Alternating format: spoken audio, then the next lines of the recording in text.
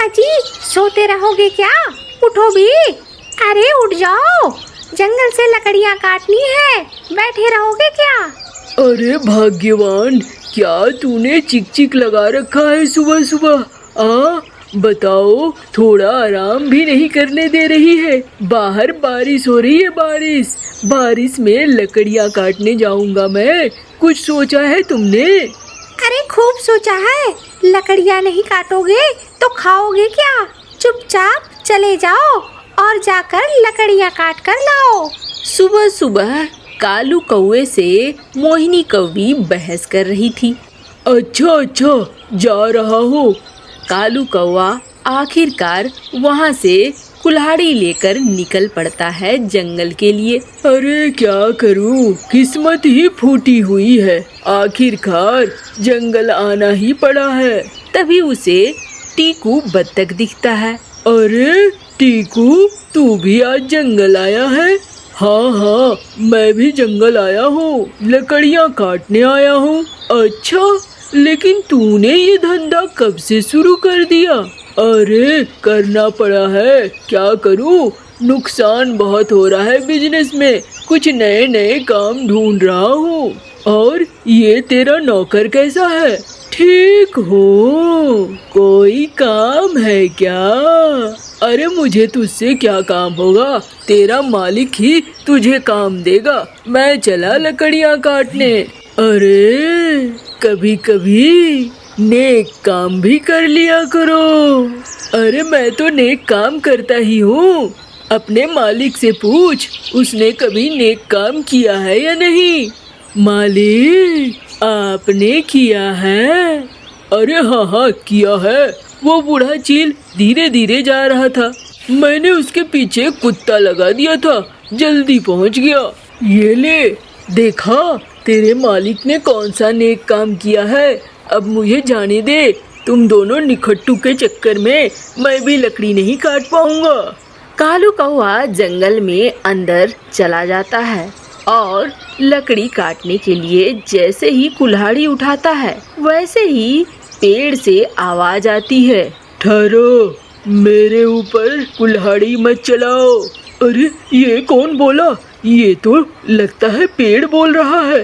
पेड़ धीरे धीरे सोने का बन जाता है। हाँ, मैं ही बोल रहा हूँ। तुम्हें जो चाहिए मैं दूंगा, लेकिन तुम मुझे काटो मत। वैसे तो तुम नेक दिल कौवे हो, लेकिन तुम आलसी हो, काम करना सीखो। मैं काम करना सीख जाऊंगा, लेकिन आप मुझे क्या देंगे? जो तुम चाहो। मुझे हीरो से भरी टोकरी दे दीजिए, एक टोकरी हीरे। ठीक है, ये लो। पेड़ ने जादू से उसे हीरो का एक टोकरी भर कर दिया। तुम्हें अगर भविष्य में भी कभी पैसों की जरूरत हो तो मेरे पास आना, लेकिन जंगल के पेड़ मत काटना। हाँ, बिल्कुल, इनसे तो मैं क्या, मेरे पूरे जंगल के सारे पंछी खा पी लेंगे और ऐसे रह सकेंगे। मैं अभी से लेके जाता हूँ। कालू कौवा अपने सर पर हीरों से भरी टोकरी लेकर उड़कर जाने लगा। टीकू ने जैसे ही देखा वो हैरान रह गया। अरे चील, ये तो हीरो से भरा टोकरी है।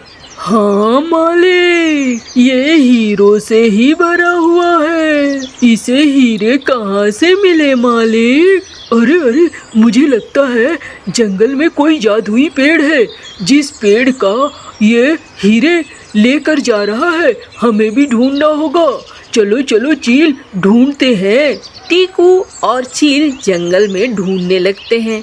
उन्हें हीरो का पेड़ दिखाई नहीं देता है। ऐसे नहीं चलेगा काम। सारे पेड़ पर एक एक कुल्हाड़ी मारो, जो जादुई पेड़ होगा उससे खुद ब खुद हीरे गिरने लगेंगे। टीकू और चील पेड़ पर कुल्हाड़ी मारने लगते हैं। फिर अचानक से एक पेड़ पर जैसे ही टीकू कुल्हाड़ी मारने के लिए उठाता है, वैसे ही वो पेड़ चिल्ला पड़ता है। ठहरो! और वो पेड़ तुरंत सोने का बदल जाता है अरे बाप रे, ये तो सोने का है। चील इधर आ, इधर आ। हाँ मालिक, आया मालिक। देख, ये तो सोने का पेड़ है। अरे तुम तो बहुत लालची लग रहे हो। हाँ हाँ, मैं लालची तो हूँ ही। अब तो मुझे पूरा का पूरा सोने का पेड़ मिल गया है। मैं पूरे के पूरे सोने के पेड़ को काट कर ले जाऊंगा और जिंदगी भर ऐश करूंगा। मेरे साथ साथ मेरी 7 पुश्तें भी ऐश करेंगी। अरे तुम तो बड़े अजीब हो। तुम मुझे मत काटो, मैं तुम्हें हीरो से भरी टोकरी दूंगा।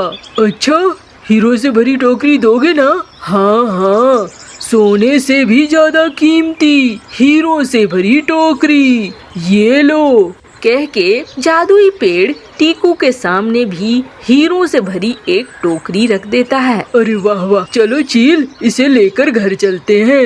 हीरो की टोकरी लेकर टीकू अपने घर पहुंचता है। गौरी और बच्चे देखकर बेहद खुश हो जाते हैं। अरे इतने सारे हीरे! अरे इतने सारे हीरे! पिताजी, ये कहाँ से लाए हो? हाँ जी, ये आपने कहाँ से चोरी कर ली? अरे नहीं नहीं गौरी, अब हमारे दिन फिर गए हैं। हमारे पास हीरो का तालाब होगा, हीरो का मकान होगा, हीरो के सब कुछ होंगे, क्योंकि मेरे हाथ लगा है खजाना। उधर कालू कौवा भी हीरो की टोकरी लेकर अपने घर पहुंचता है। मोहिनी हीरो की टोकरी देखकर हैरान रह जाती है। ऐसी ये कहाँ से ले आए इतने सारे हीरे? अरे मुझे एक जादुई पेड़ मिला था, लेकिन मोहिनी हम अच्छे कामों में लगाएंगे। कल से हम रोज भंडारा करेंगे और पंछियों को खाने पीने की चीजें देंगे। हाँ जी बिल्कुल। और कालू कौवा, मोहिनी कौवी सारे पंछियों को भंडारा करने लगते हैं। उन्हें अच्छे अच्छे पकवान खिलाने लगते हैं। लेकिन उधर दूसरी तरफ टीकू का लालच कम नहीं होता है। अरे मुझे और हीरे चाहिए, मैं जाऊंगा उस पेड़ के पास। दोबारा टीकू और चील उस पेड़ के पास पहुंचते हैं। मुझे पेड़ जल्दी से हीरो की टोकरी दे दो, वरना मैं तुम्हें काट दूंगा। अरे तुम फिर आ गए।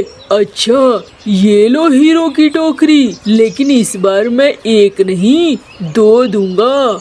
ये दोनों ही चादर से ढकी हुई हैं। घर जाकर इसे खोलना, रास्ते में कहीं नहीं खोलना। बिल्कुल बिल्कुल, मैं वैसा ही करूँगा, घर जाकर ही खोलूँगा। आखिरकार टीकू उसे लेकर घर पहुंचता है और घर में जैसे ही वो दोनों टोकरी से कपड़े को हटाता है, उसमें ढेर सारे सांप थे जो घर में फैलने लगते हैं। ये क्या ले आए हो? अरे पिताजी, ये क्या ले आए हो? हाँ, ये क्या है? जल्दी से भागो भागो। सारे घर छोड़कर भाग जाते हैं। टीकू को अपने किए पर बहुत पछतावा होता है। अगले दिन वो कालू के भंडारे में शामिल होता है। कालू उसे देखकर कहता है, अरे टीकू भैया, तुम तो बहुत अमीर हो गए थे, यहाँ तुम क्या कर रहे हो? अरे मेरे लालच ने मुझे डुबो दिया, मेरा सारा कुछ चला गया, सब कुछ सांपों में बदल गया है। अब तो मैं अपने घर भी नहीं जा सकता। मुझे माफ करना कालू, तुझे देखकर मुझे और लालच हो गई थी। अरे कोई नहीं भैया, आप उस पेड़ से जाकर माफी मांग लो, वो सब कुछ ठीक कर देगा।